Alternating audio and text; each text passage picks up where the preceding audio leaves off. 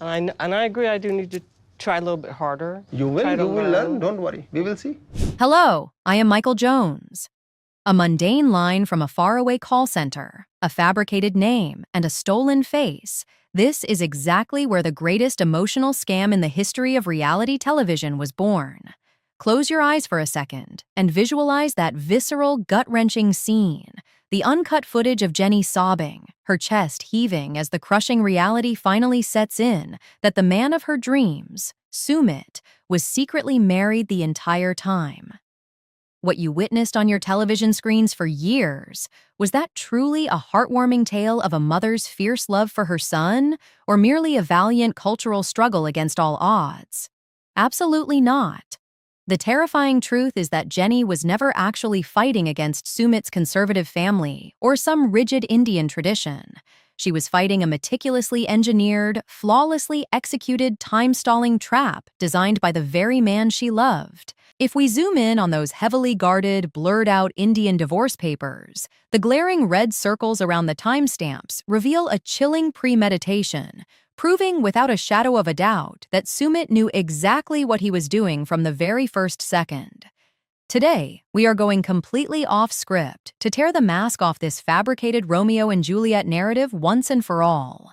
If you have ever sat helplessly in front of your screen, screaming at the television for Jenny to pack her bags and flee back to America before it was too late, then hit the like button right now and subscribe to the channel to join this dark psychological investigation.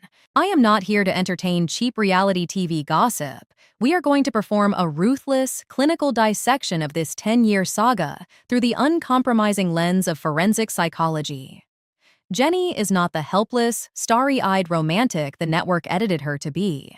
She is the ultimate victim of severe emotional manipulation, a woman who was systematically and deliberately isolated in a foreign country where she had absolutely no leverage.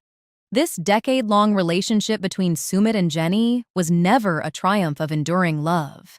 It was the absolute darkest manifestation of the sunk cost fallacy. Once a human mind steps into this psychological bear trap, it begins to falsely rationalize that it has already sacrificed too much time, too much money, and far too much of its own soul to ever turn back. Why did Jenny squander the twilight years of her life in India, sacrificing her homeland, her family, and her fundamental dignity? Because the psychological parasite of the sunk cost fallacy convinced her that she had already poured the entirety of her existence into this desert mirage, and the only way to survive was to stay and pray for water. Sumit weaponized a devastating psychological tactic known as emotional breadcrumbing with the precision of a sociopath. He fed Jenny just enough microscopic fragments of hope, just enough hollow affection to guarantee she would never pack her bags, while masterfully ensuring she never actually received the security she was starving for. We must pinpoint the exact location of the suffocating gray zone in this relationship. Consider Sumit's infamous repetitive defense: "I am trapped between my parents and my love."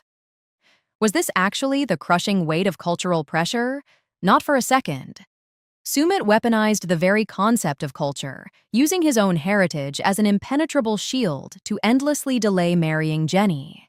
He knew with absolute certainty that an older American woman would never be able to successfully navigate the labyrinthine complexities of Indian societal norms, and he turned her cultural ignorance into his greatest strategic advantage. The power dynamics in this relationship were never balanced. They were entirely, tyrannically controlled by Sumit. Think about the stark reality of the board. Jenny's entire retirement fund, her lifelong savings, her home, her children, her safety net. They were all thousands of miles away in America. And what was her reality in India? She did not speak the language, her financial resources were rapidly draining, and she possessed zero permanent legal status. For her basic survival, her physical safety, and her daily existence, she was 100% dependent on the very man who was deceiving her. This is not a quirky, unconventional romance. This is a textbook hostage dynamic.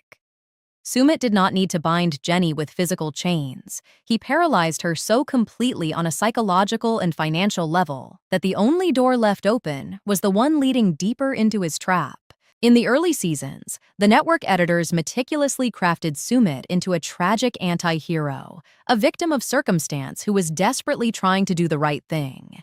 But we cannot allow the polished editing to erase the grim reality that this entire hostage situation was birthed from malicious deception, catfishing, and identity theft. That fake profile of Michael Jones was not an innocent prank born of loneliness. It was the calculated opening move of a psychological manipulator. Sumit knew his target. He hunted Jenny's vulnerabilities, preying on her crushing loneliness and the deep-seated insecurities tied to her age. Day after day, month after month, he wove a suffocating web of lies. When Jenny finally crossed the ocean to India, that fragile world of deception should have shattered upon impact, but Sumit refused to let the illusion die. He used cultural differences as a smokescreen, spinning elaborate tales of parental emotional blackmail to keep her trapped in a state of perpetual limbo.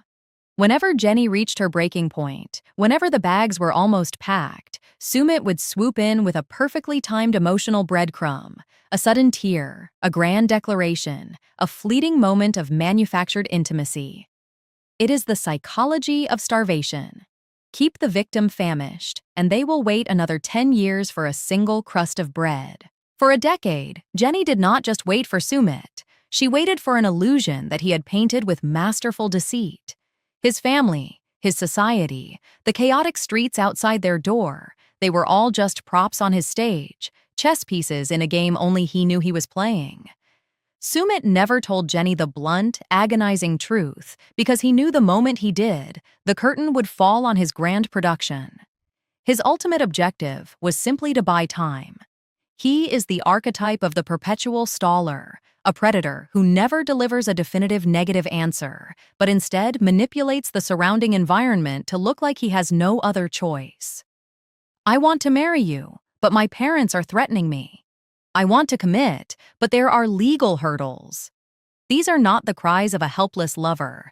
They are the highly calculated surgical strikes of a master manipulator keeping his victim firmly on the hook. Picture the haunting isolation of Jenny's daily life. She abandoned the sun-drenched, liberated existence of Palm Springs, California, only to willingly lock herself inside a cramped, suffocating apartment in India.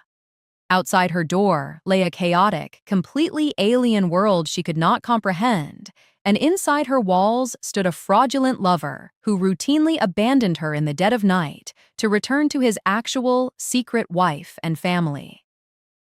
Sitting alone in that claustrophobic room, as the ceiling fan clicked away the hours of her life, what did she truly feel?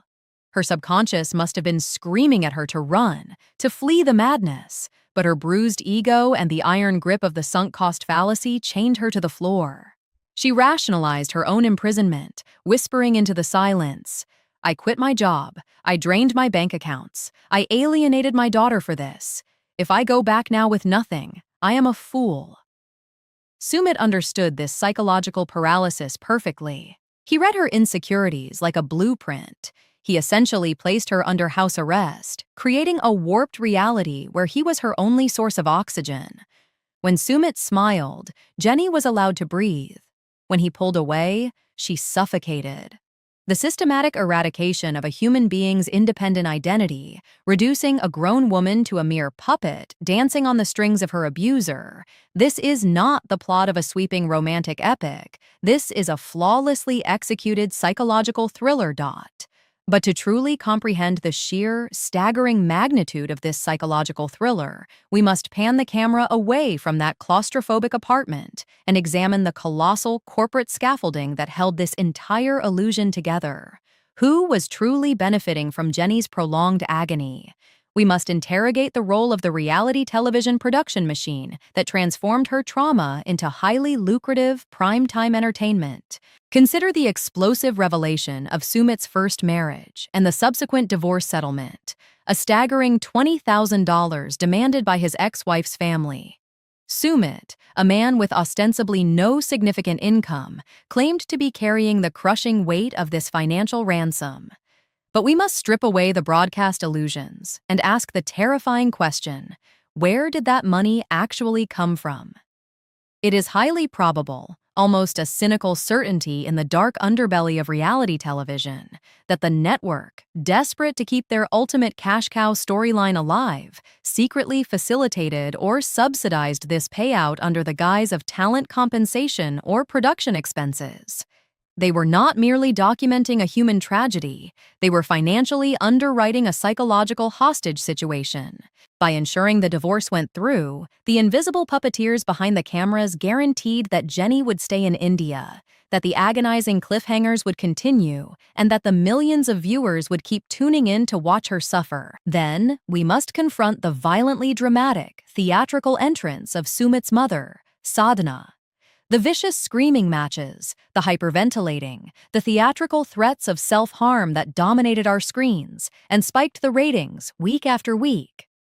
Are we truly expected to believe this was raw, unfiltered, spontaneous reality? Or was it a meticulously choreographed soap opera, engineered and amplified for maximum viewership? Let us coldly analyze the pacing of these outbursts. The mother's sudden appearances and perfectly timed emotional detonations occurred exactly when the narrative arc began to lag, right when the season required a desperately needed injection of chaos.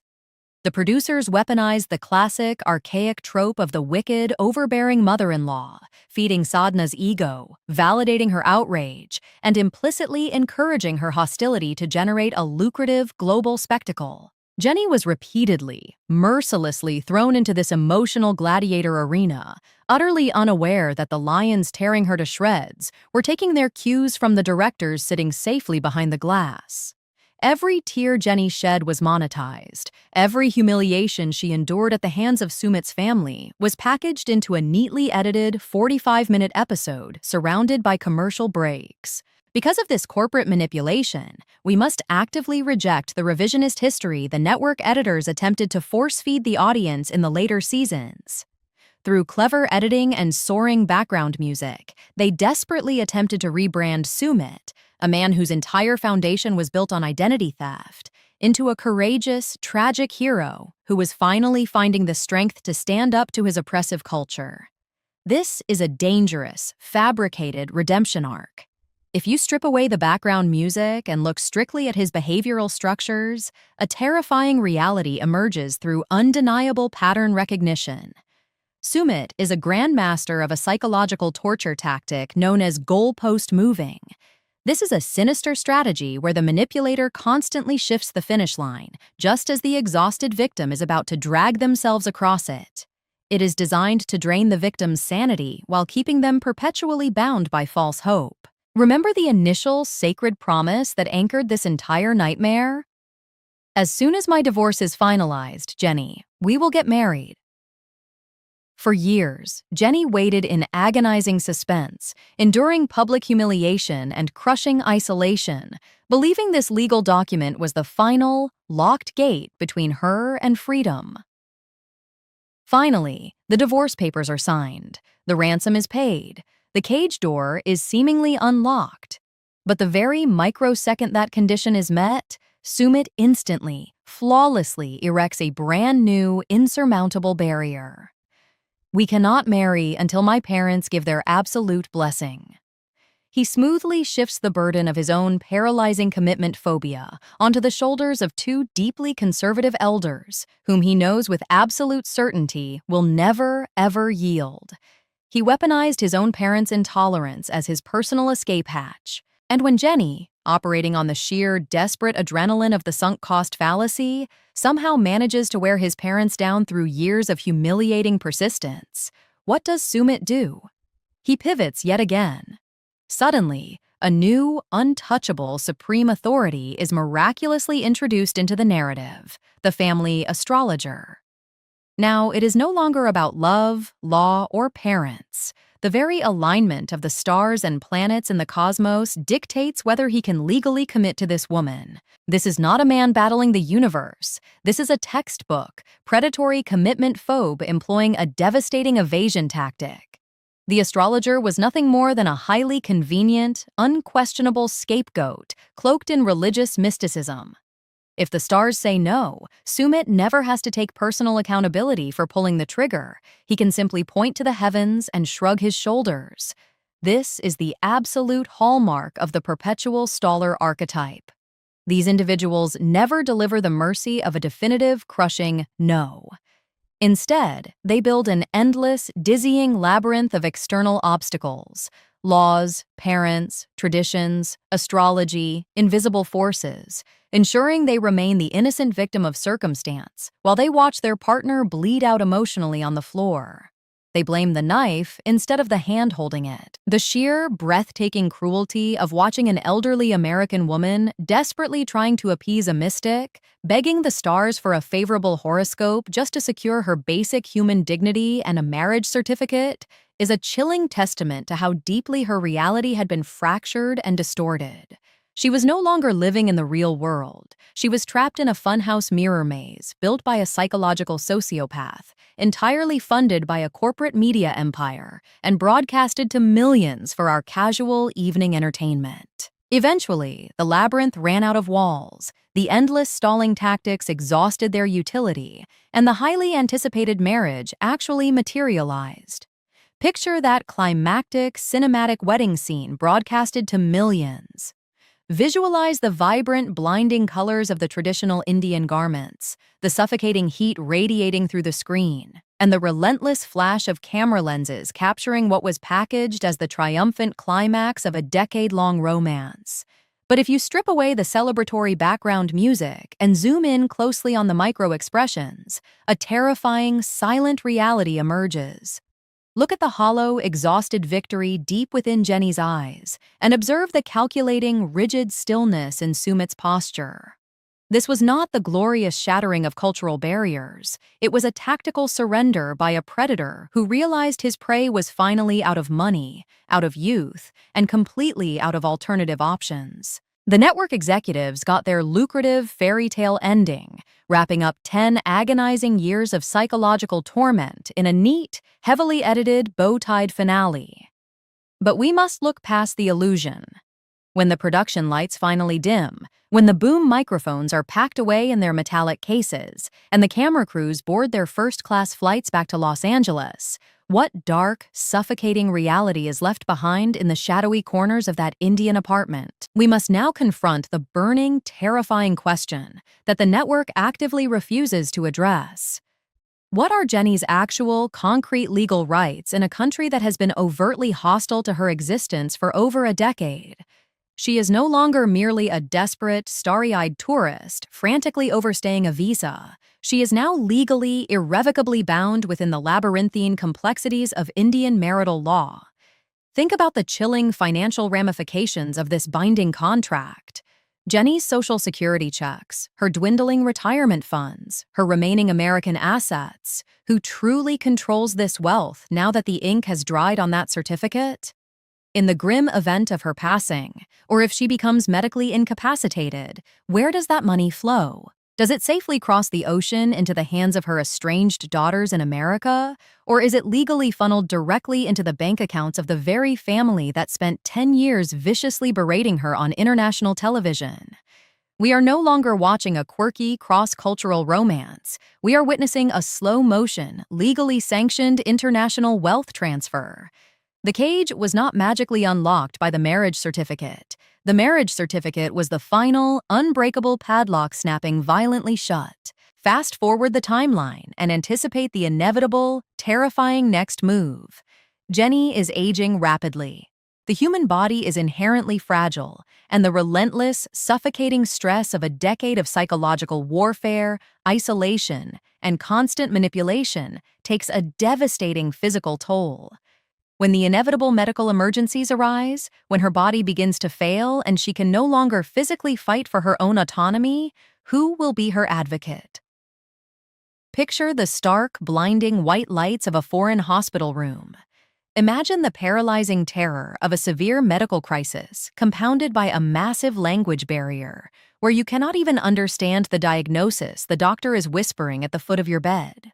Are we truly expected to believe that Sadhna, the very mother-in-law who theatrically threatened suicide to prevent this union, will miraculously transform into a compassionate bedside caregiver? Or will Jenny be coldly discarded, packed onto a commercial airliner like damaged freight, and shipped back to America the exact microsecond her medical bills begin to exceed the reality television royalty checks? The chilling, undeniable reality is that Jenny has systematically isolated herself from every natural support system, every lifelong friend, and every protective familial bond she ever possessed, leaving her entirely, dangerously at the mercy of a family that has historically viewed her as a parasite, a punchline, and a lucrative paycheck. This brings us to the most sinister plot twist of all: the sudden, miraculous capitulation of Sumit's family. Their abrupt willingness to finally tolerate this marriage, to smile for the cameras and stand beside the altar, was not born of forgiveness, and it was certainly not born of love. I have descended into the darkest, most convoluted archives of Indian property law, meticulously dissecting the dense legal precedents surrounding foreign spouses, inheritance rights, and international asset forfeiture. Buried deep within these dusty legal codes, completely obscured by archaic legal terminology and bureaucratic red tape, I have uncovered a specific, terrifying legal clause. This single clause completely shatters the heartwarming illusion of their sudden familial acceptance.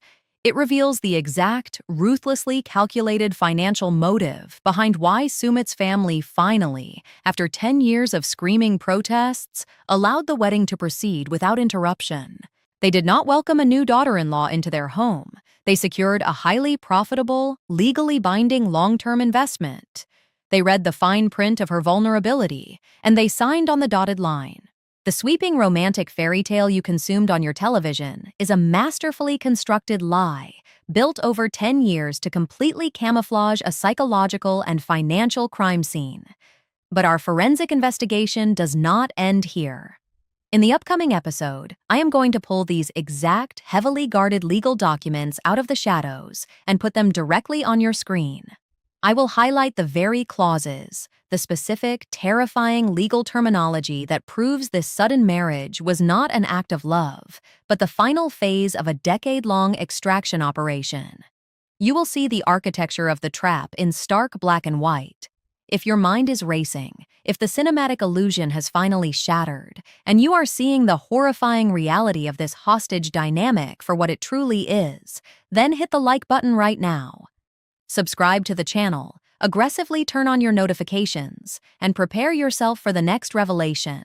You thought the catfishing and the fake name was the ultimate betrayal, but the cold, hard legal reality waiting in the next video is far more terrifying.